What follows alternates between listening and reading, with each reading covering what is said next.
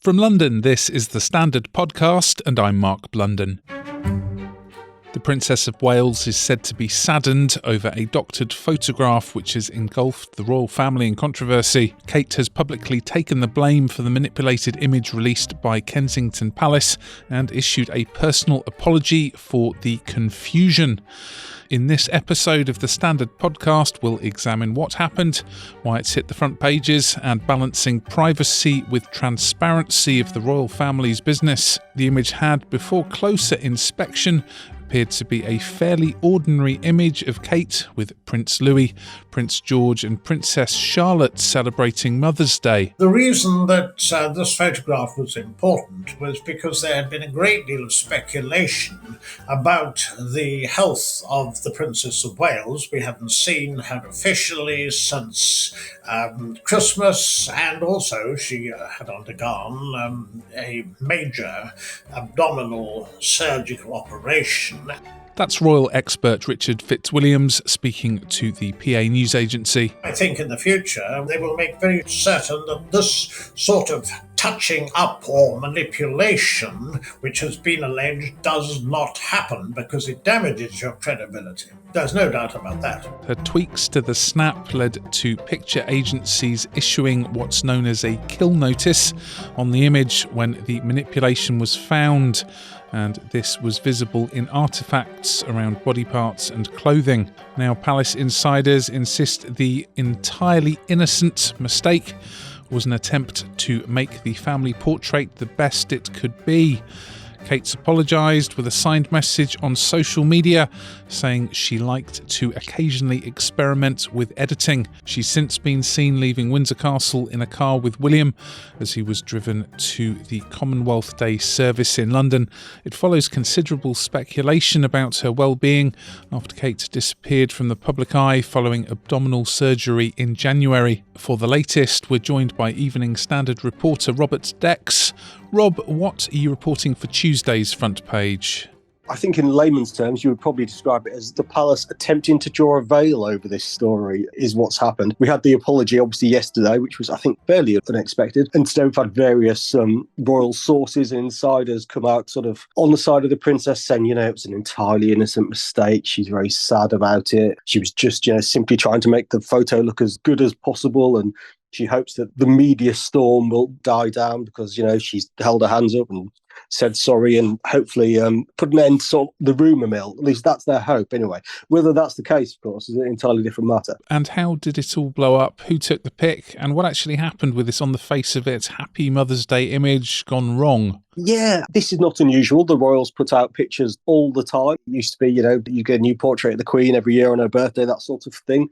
And it's not that unusual, certainly for William and Kate, to take their own pictures. She's often, funnily enough, normally the one taking them. So, William apparently took the picture, put out to mark Mother's Day. I'm sure it was put out to sort of try to calm some of the more insane online rumours that have been spiralling around since you came out of hospital. Fairly innocuous, nice picture of her and the kids. What could possibly go wrong? It turns out everything. It's an odd one, isn't it? On the face of it, I'm sure it will not be the first royal picture that's been slightly edited in Photoshop. But this one, I guess, more than anything, it's the timing. That with all the rumours about her and the illness, it was just very bad timing to not put out a straight picture, shall we say. Can you tell us more about this dramatic sounding kill notice that agency picture desks issued? It's not dramatic at all, is it? I mean, as you say, it sounds very dramatic. But essentially, when we sit at our work and we turn on our laptops and we log into various bits of software, you can get a bit that sort of ties you up to all the picture agencies working around the world. In this case, I think it was the Associated Press, AFP, Reuters, Getty Images, and the Press Association as well. Sort of the five of the main sources. And every picture they take comes over to picture desks and to reporters around the world.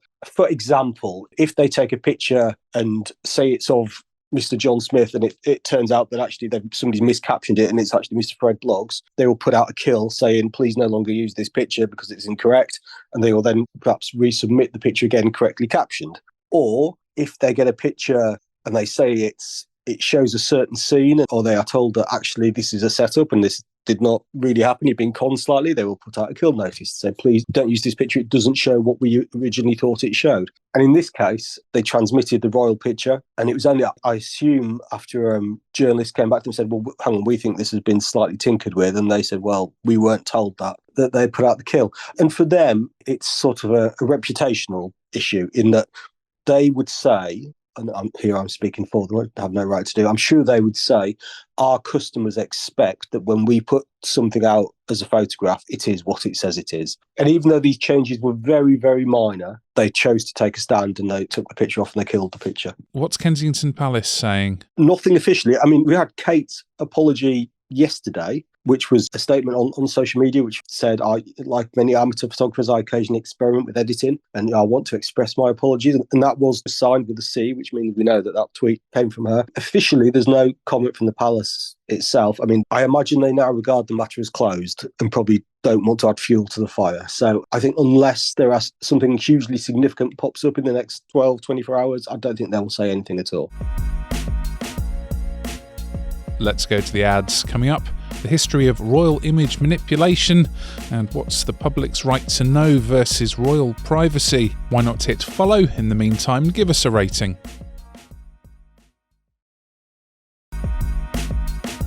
Welcome back. Now, the Princess of Wales' photo editing controversy, or even Kate's Gate as it's been dubbed by some, isn't the first time for the royals. Here's Richard Fitzwilliams again.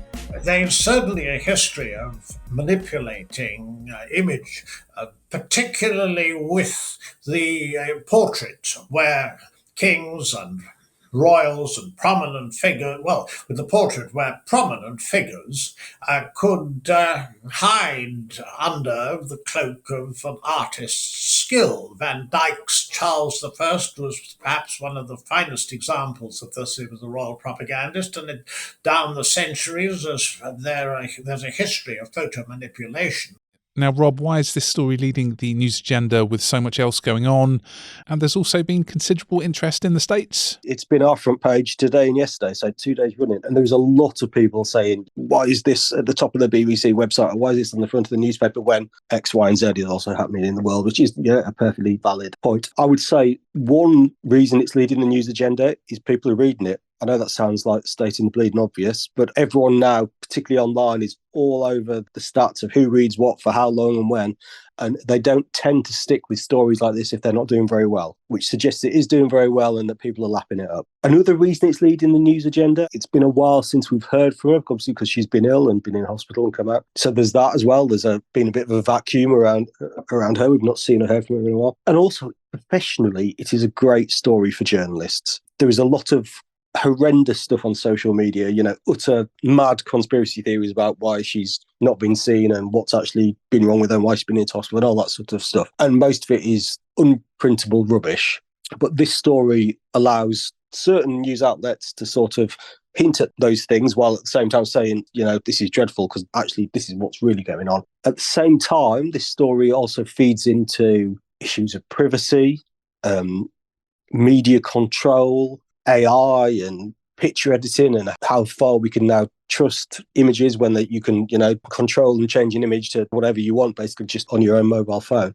So it's a story for everyone in that you can make it a royal story if you want to be all high-minded and say, we're not interested in the royal family, but we are really interested in artificial intelligence and its future. You can talk about that as well. What's your view on this incident feeding into the perception that the palace isn't always entirely transparent over health issues of, on this occasion, the Princess of Wales and then previously the King, when, say, in the US, there's relatively more access to information? Yes, they are far more transparent in the US across the board about everything compared to how we are. That's well known. I mean, I would imagine there would be people in the palace who would say something like, the more traditionalists would say, well, the monarchy has to keep some sort of mystique or mystery. We can't tell you absolutely everything because you're talking about the monarch. There'll be other people who'd say it's none of your business. I mean, where do you stop? If, for example, a member of the royal family fell seriously ill, do you start then giving daily updates about how they're doing and how they're not doing?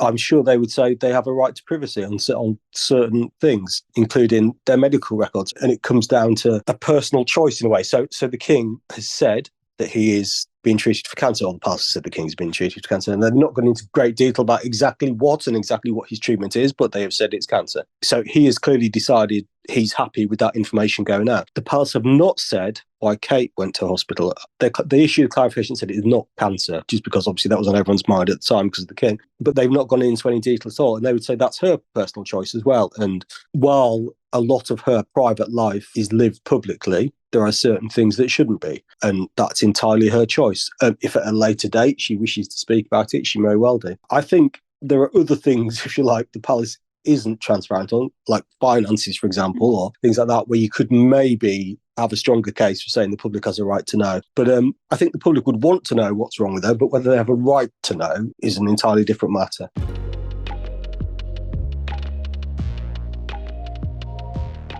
There's more on this story in the Evening Standard newspaper and online at standard.co.uk.